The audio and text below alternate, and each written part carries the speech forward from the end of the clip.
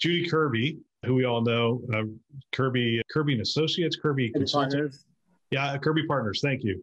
Does recruiting in the healthcare space. She posted a poll on LinkedIn, and she said, "What's your take? People opting not to return to the office be perceived as less engaged or not?"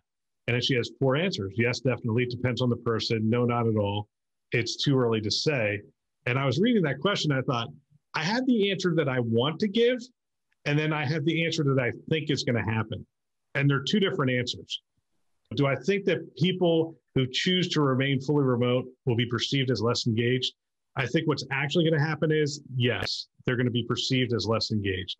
They're not going to be there for the hallway conversations. They're not going to be there for things.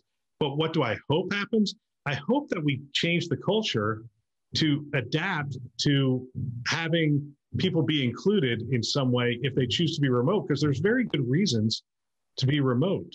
So I'm curious what your thoughts are on that.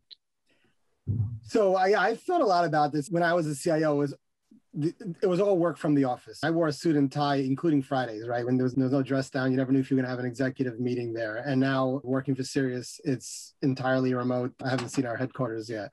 And really, when I think about this, it's the one word that comes to mind is balance. There's nothing in this world, I believe, that is good if taken to an extreme. People talk about whether working from home is great or not great. I think it's applicable in different areas. I think there are certain things that you cannot do as well when you're remote. I think there's things that you'll do better when you're remote. Someone who needs to be in front of clients and selling, right? There's no value in them sitting in an office. They're wasting their time, and they should be out in the field.